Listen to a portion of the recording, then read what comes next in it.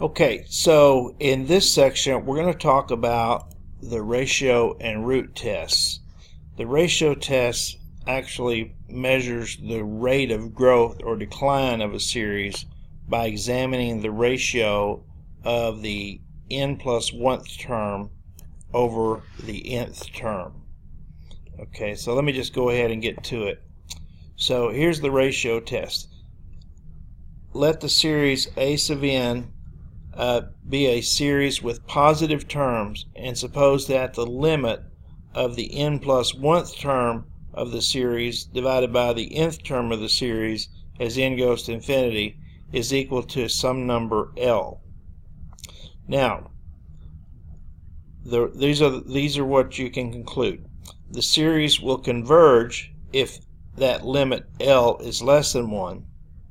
The series diverges if L is greater than 1 or infinity, but the test fails, is non-conclusive or inconclusive if L equals 1. So if L equals 1, you're going to have to resort to a different test. Okay, so let me show you some examples of this test. So we're going to determine if this series converges.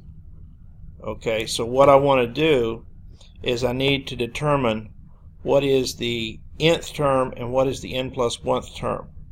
Well, the nth term is easy. That's just what's given by the sum. So the nth term is 3n plus 5 over 4 to the 3 to the n plus 5 over 4 to the n. Now the n plus 1th term, everywhere there's an n, you replace it with n plus 1. So you have to get that in your head, that everywhere there's an n, replace it with n plus 1. So there's an n here, so we replace it here with n plus 1. There's an n here, we replace it with n plus 1. Okay, now we take the ratio of with the n plus 1 term on top. So we put this term on top, and then we put this term on bottom. And then of course we can flip the bottom over and multiply. Okay, now here's where it gets fun. Okay, so first of all, 4 to the n up here and 4 to the n plus 1 down here. Well, 4 to the n plus 1, remember, can be written as, using your rules of exponent, as 4 to the n times 4. So that way we can cancel the 4 to the n. So then I get 3 to the n plus 1 plus 5 on the top, and then since the 4 to the n cancel, I get 4 on bottom, and then 3 to the n plus 5 here. Now I'll just go ahead and factor out the 1/4. So let's get the 1/4 out of our way. Okay, now what I'm going to do next here is I'm going to actually divide each term by 3 to the n. So let me show you here. So if you divide this term by 3 to the n, then that would just give you 3. And then if you divide 5 by 3 to the n, you get 5 over 3 to the n. And then here, if you divide 3 to the n by 3 to the n, you get 1. And then if you take 5 and divide it by 3 to the n, that's all you get, 5 divided by 3 to the n. So now, so this limit, we know that the limit of 3 is going to be 3. We know the limit of 1 is going to be 1. We know the limit of these two terms are going to go to 0. So finally, I just get 1/4 times 3 over 1, which is 3/4. Okay, so let's see what that says. 3/4 is less than 1, so therefore the series must converge. So 3/4 is less than 1, the series converges. Okay, so we did it. Okay, now this one is, these factorials can get a little bit confusing, or a great bit confusing, but here we have the quantity 2n factorial, and then in the denominator we have n factorial times n factorial.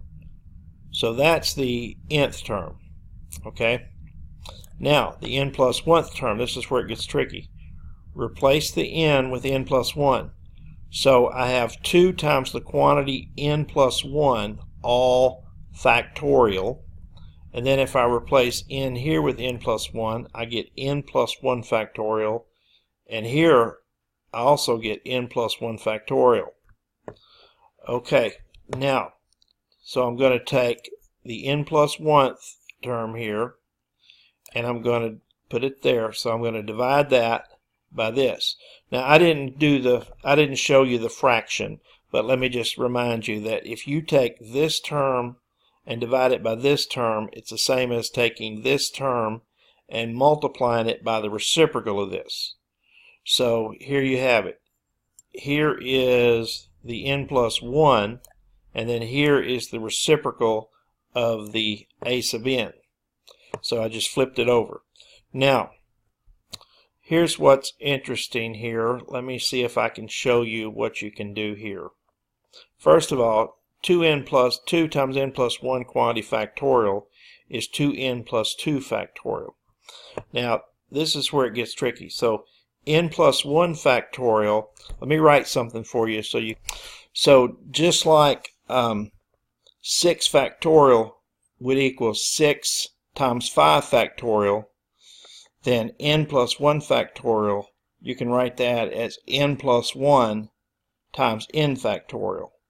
And so you're going to have to do that to be able to simplify that. So going over here, I replace the n plus 1 factorial with n plus 1 times n factorial, and then I had another n plus 1 factorial, so I replace it with n plus 1 times n factorial.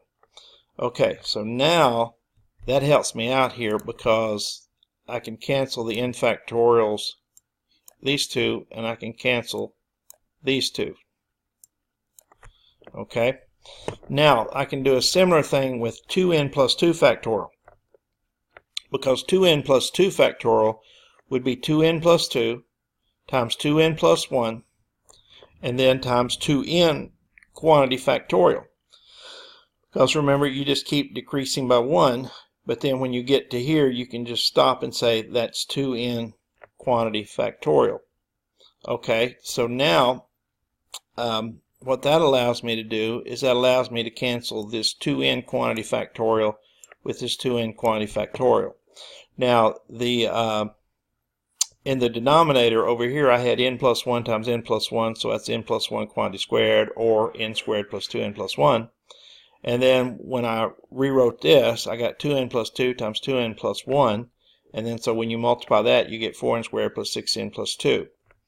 Okay, so there is what it finally comes out to be. So the limit of a sub n plus 1 over a sub n is the same as the limit of this rational function. And then of course you know that if you let n go to infinity, the limit of this would be the ratio of the coefficients, 4 over 1, which is 4. Okay, so now the limit is 4, and 4 is greater than 1, therefore the series diverges. Okay, now this one, I said here, show that the ratio test fails for this one. So when you do this one, you should get, you won't be able to determine whether it's a convergent or divergent series, because from what I've told you here, I guess the ratio test must fail for it. But at least what you should be able to show is you should be able to show that that limit of a sub n plus 1 over a sub n here is actually equal to 1, because that's where the ratio test fails. And actually the ratio test fails for these two series as well, but since we already have ways to determine their convergence, it's no big deal. Okay, one more test I want to cover real quick. When roots need to be simplified, we can use what's called the root test. So in the root test, so let the series a sub n be a positive term series, and let's suppose that the limit of the nth root of a sub n as n goes to infinity is L. And in that case, if L is less than 1, the series converges. If L is greater than 1 or infinity, the series diverges. And if L equals 1, we have to apply a different test. So again, the test would fail. Okay, so here we have 2 to the 3n plus 1 over n to the n. Okay, so I'm going to apply the root test to this. So I'm going to take the nth root of this. Okay, now remember, when you take the nth root of something, it's like you're raising it to the 1 over n power. Okay, so basically, when you raise 2 to the 3n plus 1 to the 1 over n power, remember, you multiply exponents. So if I multiply 3n times 1 over n, I'll just get 3. And if I multiply 1 by 1 over n, I'll get 1 over n.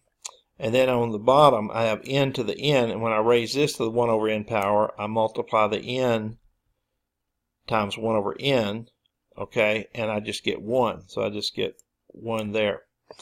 Okay, now you can look at this and you can say, okay, if n goes to infinity, then that's going to go to 0. And so I'm just going to get 2 cubed, which is 8 on top. But the denominator is going to go to infinity. So if I have a constant on top and the denominator goes to infinity, then this goes to 0. So I actually get a limit, I get a limit less than 1. And so the root test says that the given series must converge. Okay, now let's look at this one. So on this one, I have 2 to the n over n squared. So let's do the root test here.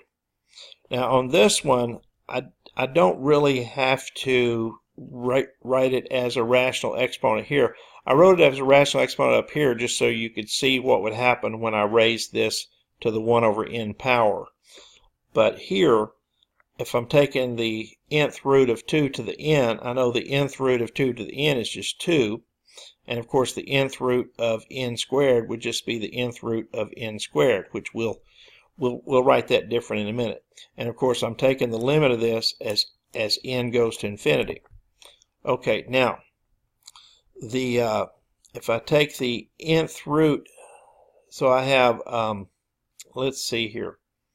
Well, so what's going to happen here is I'm going to have 2 over the limit as n goes to infinity, and I've actually came out with 2 here. Let me think about that a minute on how I came out with 2, because that would mean that I would have 2 over 1 here.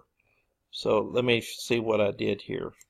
Okay, so you can show that this is actually equal, this denominator is actually equal to 1, and I showed you over here sort of what I did. Let y equal that function n to the 2 over n, and then just take the natural log of both sides, and then as you simplify that, you get 2n times the natural log of n, and so that's 2 natural log of n over n.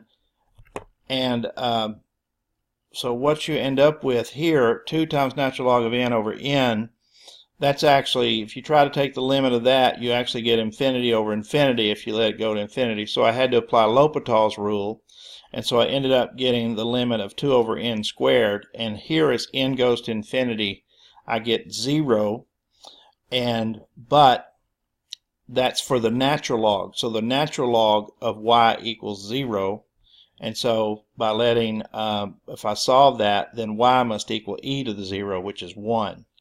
So you can go back and study limits if you need to, but this limit does equal 1, so I get 2 over 1, which is 2, and therefore, since 2 is greater than 1, this series diverges. Okay, I've got 1 minute to show you this one. So here, take the limit of the nth root of a to the n, and here when you take the nth root of this, it actually just removes the root, so this one's pretty easy. So you end up with the limit of 1 over n plus 1 as n goes to infinity, and the limit of that is actually 0, which is less than 1. So by the theorem, then this series must converge. And then I left you a practice problem here. You can use the root test to show that this particular series actually diverges. And that pretty much ends the examples I have for the ratio and the root test. Okay, so now we're going to move away from positive term series, and we'll actually have terms with series with negative terms, and we're going to move on to alternating series.